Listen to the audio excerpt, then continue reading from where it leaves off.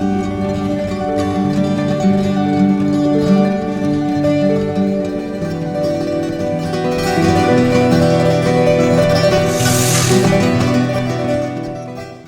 Everyone, কেমন আছো তোমরা সবাই? আশা করি তোমরা সবাই খুব ভালো আছো, আমরা খুব ভালো আছি। তো দিনটা কেমন কাটলো চলো তোমাদের সাথে শেয়ার করি। আর আজ কিন্তু ভূত চতুর্দশী আর তার সাথে ধনতেরাস। তো ধনতেরাসে কি কিনলাম আর ভূত চতুর্দশীতে কি করলাম, কি খেলাম, কি রান্না করলাম, সব কিছু তোমাদের সাথে শেয়ার করব। তো তোমরা ভিডিওটা কিন্তু অবশ্যই এন্ড পর্যন্ত দেখো, আশা করি তোমাদের খুব ভালো লাগবে। আজ শনিবার, অমিতের ছুটি, তো ও আসছে। বাবা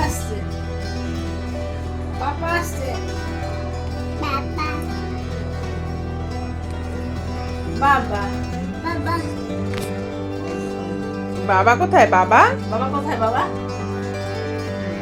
অমিত যদি সামনে না থাকে আর ওকে যদি জিজ্ঞাসা করি বাবা কোথায়, ও ফোনটার দিকে দেখিয়ে দেয়। তার কারণ ভিডিও কলে ওর বাবার সাথে কথা হয়, তো ও ফোনের দিকে দেখিয়ে দেয়, মানে ওখানে ওর বাবা আছে আর কি। আর দেখো রান্নাঘরে ঢুকে বসে আছে, ওর দিদাকে কাজ করতে দেবে না। ও রান্নাঘরে যে কি মানে ভালোবাসে বসে থাকতে, এটা ধরে ওটা ঘাটে। শুধু মাকে বলি ধারালো জিনিসগুলো সরিয়ে রাখো। আর আজ তো চতুর্দশী, তো আজকে কিন্তু 14 শাক খেতে হয়। আর 14 শাক কেন খেতে হয় সেটাও তোমাদেরকে বলবো। তো অনেকে অনেক রকম বলেছে, নানা মুনির নানা মত যাকে বলে। তো আগেকার দিনে যেটা হতো, তখন তো এত ডাক্তার এত কিছু ছিল না। তো এই টাইমটা মানুষের শরীর খারাপ হতো, যার কারণে এই টাইমটা মানুষ কিন্তু এই শাক পাতা, 14 রকমের শাক পাতা খেলে তাদের মানুষের শরীর খারাপ মানে অ্যান্টিবায়োটিক হিসাবে কাজ করতো। আরও অনেক মতবাদ আছে, তো সেগুলোও তোমাদেরকে বলবো। আর এই দেখো কুমড়ো ফুল, আজকে কুমড়ো ফুলের বড়া করব। আর অমিত আলু পোস্ত খেতে চেয়েছিল, তো বলেছিল যে আজকে কোনো রিচ রান্না করতে না, তো ওই জন্য সাদা সাদা করে আলু পোস্ত রান্না করছিলাম। আর এই দেখো লাস্টে নামানোর সময় উপর থেকে একটু সর্ষের তেল দিয়ে দিলে আলু পোস্ত কিন্তু দারুণ হয় খেতে। তো তোমরা ট্রাই করো অবশ্যই। আলু পোস্ত রান্না হওয়ার শেষে একটু কাঁচা সর্ষের তেল ছিটিয়ে কিছুক্ষণ চাপা দিয়ে রাখবে, দেখবে দারুণ হয় কিন্তু খেতে।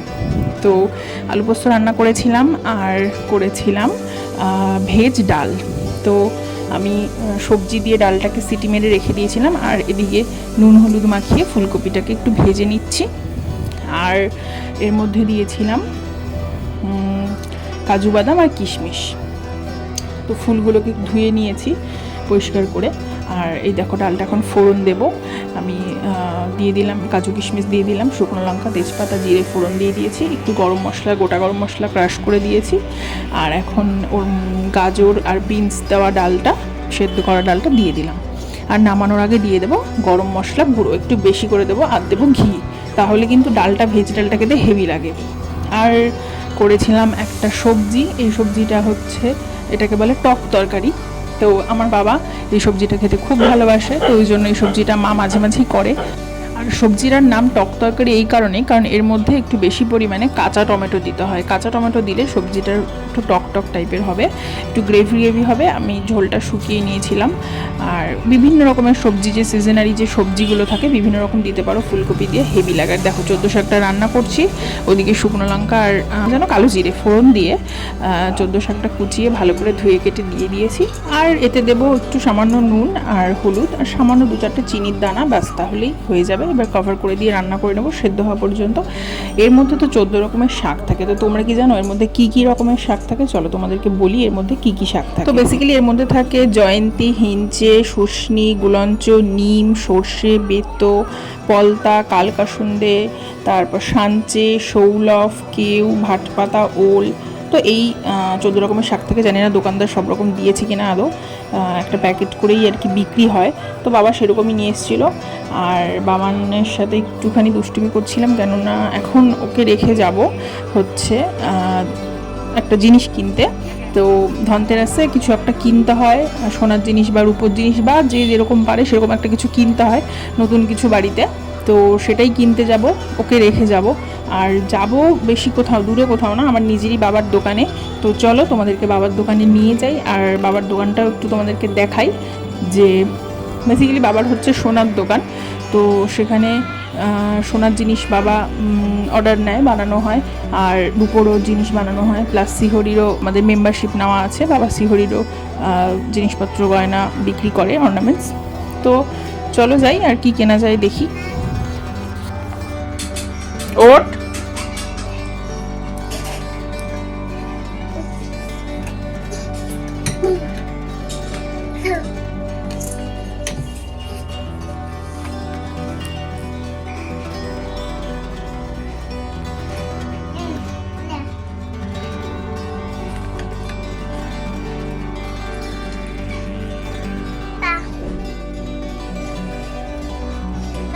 টাকা টাকা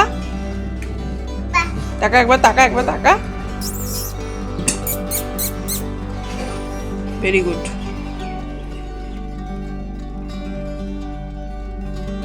তো বাবানকে মায়ের কাছে রেখে চলে আসলাম বাবার দোকানে। আর দেখতে পাচ্ছ দেবযানী জুয়েলার্স, মানে আমার নামেই দোকান, আর হচ্ছে আমারই একটা ছবি দেওয়া, এটা আমার বিয়ের একটা ছবি।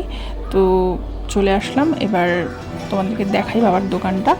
বাবার দোকানটা কিন্তু আমাদের বাড়ির নিচেই আর কি, একতলায়। তো আর বাবার দোকানটা হচ্ছে হাবড়া বাণীপুর স্বামীজি রোডে, জনতা সংঘের ক্লাবের কাছাকাছি। তো তোমরা যদি কেউ আসতে চাও তো অবশ্যই আসতে পারো, কাছাকাছির মধ্যে যারা থাকো। আর মোটামুটি সোনার সব রকম অর্ডার এবং রূপোর জিনিস তোমরা ইজিলি পেয়ে যাবে। তার পাশাপাশি শ্রীহরির যে অর্নামেন্টস আছে যত রকম, সেগুলোও কিন্তু তোমরা পেয়ে যাবে। তো প্রথমেই আমি দেখতে চাইলাম যে কয়েন, কেননা প্রত্যেকটা মানুষের ব্যাগে এই লক্ষ্মী আর গণেশের কিন্তু কয়েন থাকে, আমি দেখেছি। তো আমার ব্যাগে ছিল না, অমিতের কাছে আছে, তো হয় অমিতকে দিয়ে দেবো, আদারওয়াইজ আমি রাখবো। তো যাই হোক, দুটো কয়েন দেখলাম, এখনও জানি না কোনটা নেব বা আদৌ কয়েন নেব কি না। একটা কয়েনের পিছনে একটা ওং লেখা ছিল, আরেকটা কয়েনের পিছনে একটা চিহ্ন দেওয়া ছিল, আমি জানি না চিহ্নটাকে কী বলে, আমাদের সনাতন ধর্মেরই কোনো একটা সিম্বল সাইন হবে ঠাকুরের কাছে। তো আরও অনেক কিছু ছিল, দেখো এখানে রূপোর শিব ঠাকুর, এখানে ছিল রূপোর গণেশ, তারপর রূপোর লক্ষ্মী গণেশও ছিল, এই যে রূপোর লক্ষ্মী গণেশ, এরকম আরও অনেক রকম ছিল। তো এই তিনটা আমার খুব ভালো লাগছিল। তো সাধারণত এগুলো তো নিলে অবশ্যই পুজো দিতে হবে, তো আমি এই ঠাকুরগুলো এখনই নিচ্ছি না, বাট দেখলাম আরও অনেক কিছু ছিল, পায়ের নুপুর ছিল, তারপর টুকটাক আংটি, তারপরে রূপোর যা যা জিনিস হয়, আমি রূপোরই নিতে চাইছিলাম, যে রূপোরই কিছু একটা নেব। এই দেখো একটা ব্রেসলেট, কি সুন্দর, এটা যদিও ছেলেদের।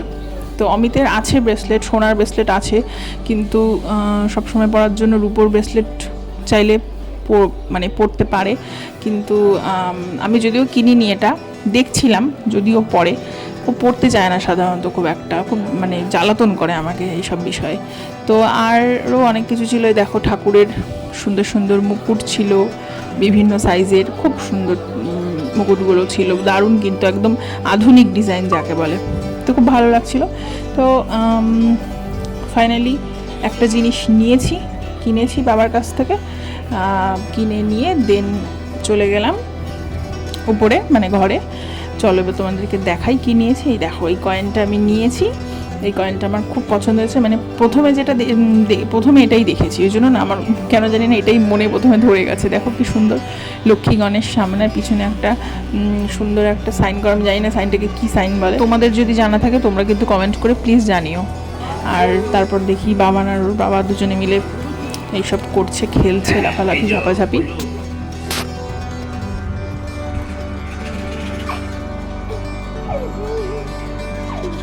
ধর ধর ধর ধর ধর ধর ধর ধর ধর ধর ধর ধর।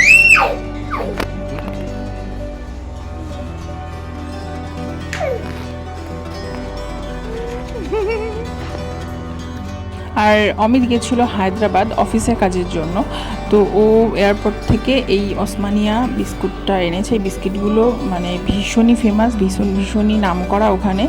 তো দু রকমের এনেছে বিস্কিট, ভীষণই স্বাদ খেতে। প্রথম যেটা দেখালাম তোমাদেরকে ওটা আমার বেশি ভালো লাগে, এটার মধ্যে বেশি একটু টুটি ফুটি দেওয়া, এটাও কিন্তু দারুণ স্বাদ খেতে। বিস্কিটগুলো হেভি ভালো খেতে। আর আজ তো ভূত চতুর্দশী, একটু ভূত না সাজলে হয় না, কোনো মেকআপ টেকআপ দিয়ে সাজার সময় নেই আমার, মানে কি বলবো, নিঃশ্বাস ফেলার টাইম পাই না, তো মেকআপ করা তো দূরেই থাক। ইচ্ছা ছিল বাট সময় হয়নি, তাই একটুখানি ওই ইনস্টাগ্রামে একটু ভিডিও করে নিয়েছিলাম একটুখানি ভূত সেজে, আর এই যে কয়েকটা ছবি তুলেছি সেগুলো তোমাদের সাথে শেয়ার করছি।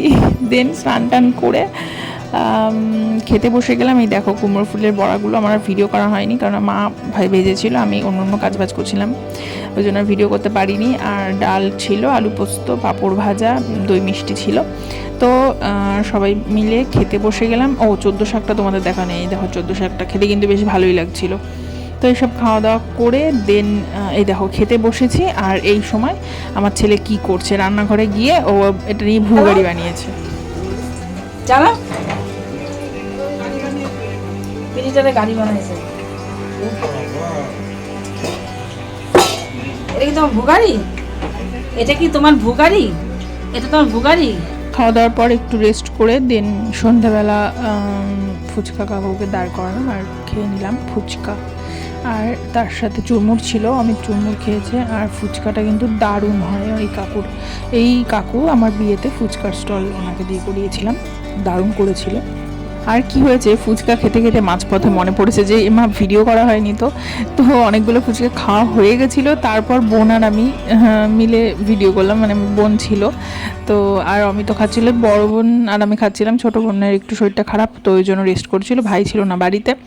আর চলে গেলাম তারপর রান্নাঘরে, রাতে বানালাম সুন্দর নিরামিষ আলুর দম, তোমাদের সাথে ভিডিওটা অবশ্যই শেয়ার করব।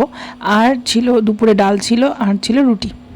তো বাবানকে খাইয়ে দিয়ে দেন আমরা ডিনার করে নিলাম। ব্যাস দিনটা খুব সুন্দর কাটলো, ভূত চতুর্দশীর দিনটা, ধনতেরাসের দিনটা খুব সুন্দরভাবে কাটলো। ভিডিওটা আজকের মতো আমি এখানেই শেষ করছি। আর কালী পুজোর ব্লগ আমি কাল বা পরশু করে শেয়ার করার চেষ্টা করব, তোমরা কিন্তু চ্যানেলটা অবশ্যই সাবস্ক্রাইব করে নিও। তোমরা সবাই খুব ভালো থেকো, সুস্থ থেকো, আশা করি তোমাদের দিনগুলো খুব ভালো কেটেছে, ধনতেরাস এবং ভূত চতুর্দশীর দিনগুলো। তো তোমরা খুব ভালো থেকো, সুস্থ থেকো, চলে আসো পরের দিন সুন্দর একটা ভিডিও নিয়ে। ব্যাস আজকের মতো এখানেই শেষ করছি, টাটা।